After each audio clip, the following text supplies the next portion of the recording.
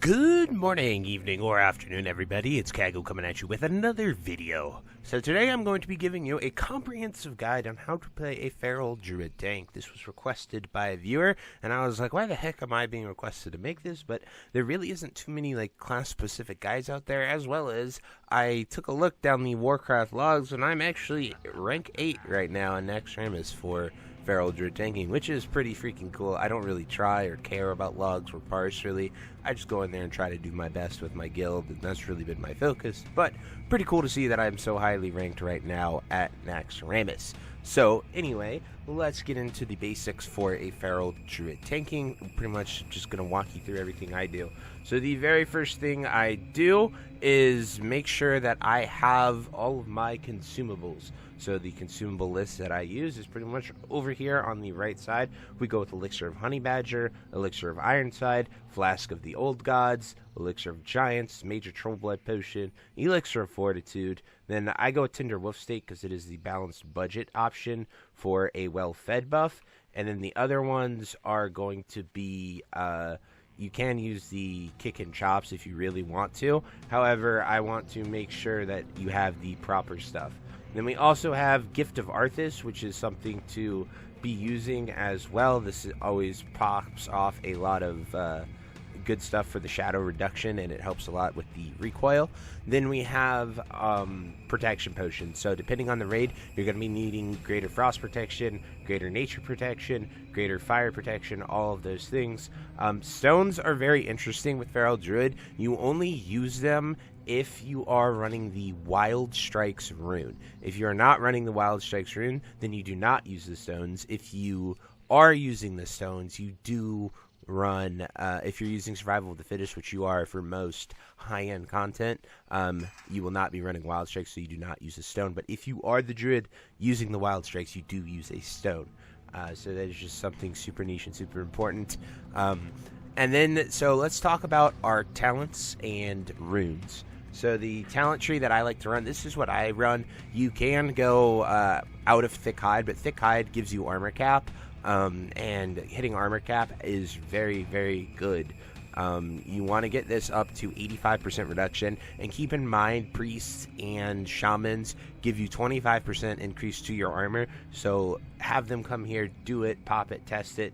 You can also utilize greater stone shield potions as well. This is really used when you're pushing hard mode 4 and fighting really the toughest mobs in Naxxramas.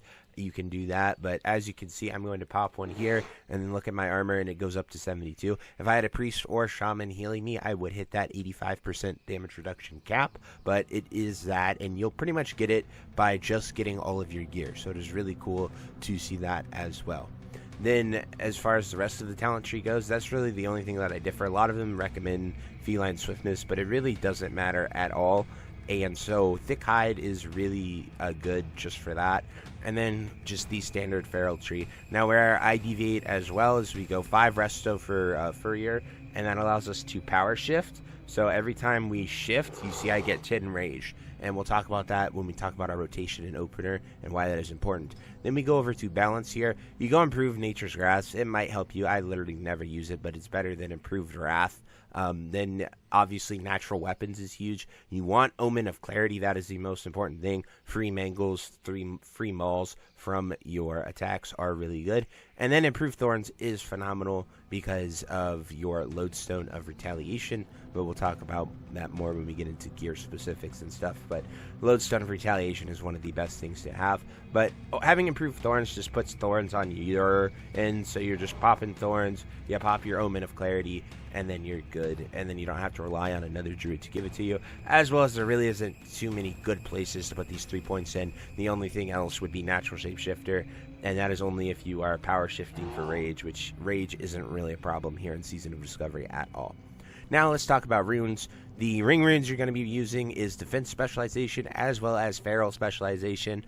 Then you're going to be using survival instincts on your feet, lacerate on your pants, berserk on your belt, mangle on your gloves, frenzied regeneration on your wrists. Then the only one you will ever swap is really survival of the fittest and wild strikes.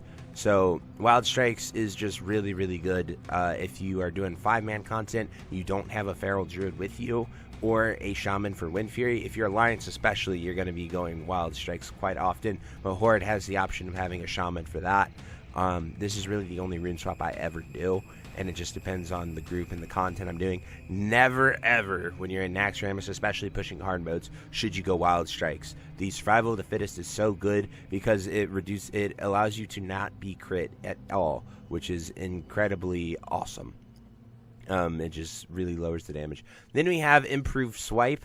This is your key AoE one. You're going to be using this all the time to swipe AoE and get threat. It allows swipe to hit 7 targets instead of the normal 3, so it's really good for getting a bunch of mobs. Then you have Gore on your helmet. The only other possible thing you can use for your helmet is going to be Improved Bark Skin, but you'll really never cast that. I always like Gore. It is much, much better, and it allows to reset your Mangle or when you hit them with Lacerate, Swipe, or Maul, which is going to be used a lot. So next, let's talk about our rotation and opener.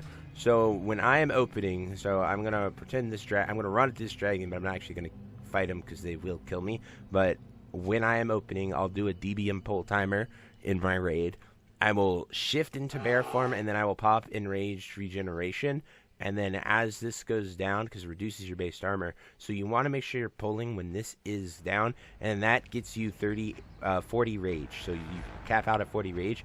Then you're going to be popping Berserk, and you're going to be popping Catnip.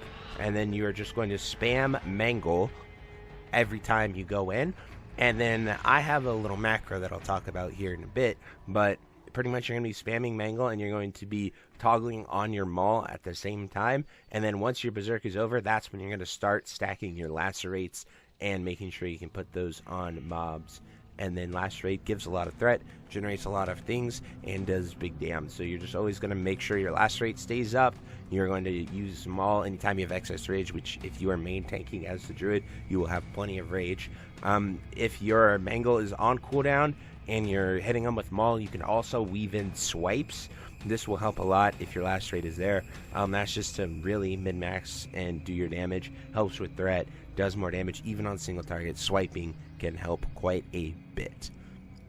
So let's talk about macros and things that I use. So the key macros are just some really basic shape-shifting macros. Just cancel form, cast die, or bear form. This is power shifting, so it allows you to get out of roots, things like that. Generate your 10 rage. Very nice one to have. Same thing with cat. This is to just go and to cancel whatever form you're in, and then you go into your cat form. I mainly swap to cat to just use dash and stealth occasionally. Nothing too crazy with that. Then I also have one for travel form as well. So we shift into travel form. It's the same thing for cancel form. That you really only use this when you're outside in PvP and doing things like that. So as far as those go, that's just sort of the basic macros that you're going to be using to run around and get where you need to go. Then the biggest macro that I really use is sort of like my one button macro to make Druid really, really easy. I have one here for Lacerate, as well as I have one for Mangle. So my Lacerate macro is just start attack, cast Lacerate. You always want to make sure that you are starting auto attack when you look at these macros. And this is my Mangle one. It is / start attack, cast Mangle, bear form, because otherwise it messes up sometimes. And then we have / cast Maul. The only time that this can be bad is if you are very overgeared and you are rage starved. Going into bosses and fights that actually hit you hard, you will always have rage, because you can go bear form in rage. You're starting at 40 rage, and then you have enough to Mangle Maul them always. So it isn't that big a deal when you're fighting, tanking. You'll always be able to do this. And then I just sort of spam my macro when I am fighting the boss for the duration of Berserk. So just do that and you should be fine. I personally have no issues at all with it, but there can be some rage problems when you're in 5-man dungeons and stuff like that. But normally when there's more than 3 mobs, you're going in and pressing swipe anyway, so it can be pretty tedious, but I wouldn't worry too much. And that's really all the macros I use. I have a Mark of the Wild one. This one just ensures that you cast max rank Mark on people. You can do this for every spell in Classic WoW. It's not really Druid specific. You can just sort of have that there and be able to utilize that for any class. You can also put Berserk and Catnip together because they have a 3-minute cooldown normally. However, if you get your 4-piece tier 3, it reduces the cooldown of Survival Instinct and Berserk by 2 minutes, so it's on a 1-minute cooldown. So by the time you're at max gear, you're going to want to separate them. So I would just personally start separating them now and getting into that rotation as we go. So let's talk about gearing. So gearing in SoD is pretty straightforward, honestly. Just go farm reels, get your tier 1, get your tier 2 gear. If you're going into a tanking role, chances are you're probably in a guild or a guild that is looking for a tank. Every time I have needed a tank, I just gear them up. Like, I literally funnel them full best right away because tanking is so important, and you want to get that tank up as good as possible because it just makes the entire rest of everything you're going to be doing very easy. So that's my philosophy as a guild leader, master leader, and what I try to do with the SoD Saviors. And it's not just because I'm the tank. I do this for all of our tanks in all of our runs, not just myself. So you're going to want to just get your tier 1 and tier 2 gear from farming dungeons and reels. Pretty much get as much armor. The improved armor stat is what you really want to look for. And stamina. Defense is very good in SoD, so all of your gear just pretty much gets defense if you have the proper gear.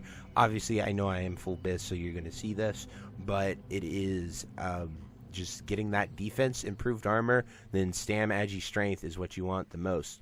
So strength gives you more attack power when you're hitting things, and then agi gives you a higher chance to dodge but less attack power, and a higher chance to crit. So that is the trade-off. Pretty much strength or agi is what you want, then stam and the increased armor stat. Once you're starting to get the tier 1 and tier 2 pieces, I personally hate the tier 2 set. The lacerate and swipe stacking thing is incredibly obnoxious. I don't really enjoy that at all. However, you can do that. And then when we're talking about enchants, we go Paw and Claw for the shoulders. Absolutely. This increases your threat and really helps you a lot when you are trying to get threat. It's just 20% increase. It is your tier 1 2 set bonus as well. So I like Paw and Claw on the shoulders. It just makes your life so much easier. If you are trying to do anything outside of Nax and people have those Nax gears, it is very, very difficult to really hold them and keep them up when you are fighting. So I really enjoy Paw and Claw on my shoulders, but it's just personal preference. You can go with other things. I would probably go with Swipe, Spreading, Lacerate, which is your BWL tier 2 set bonus. I don't know the exact name of it off the top of my head, but it would be pretty decent. And then as far as enchanting goes, there's a really good Wowhead article that really goes over consumes enchanting. I'll link that down below to help you guys out as well. But those are pretty much all the gearing choices. The most important thing that you can get as a Druid tank or any tank is this Lodestone of Retaliation. This should be the first thing you go after and buy. It is so good.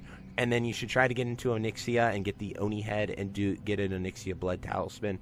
Another really good piece that is really easy to get. And then your Abyss weapon is actually Servant's Quarterstaff from Karazhan Crypts. So those are the 3 items that are probably the most obtainable and the most bis that you are going to want to go after first, because they're very impactful, very easy to get.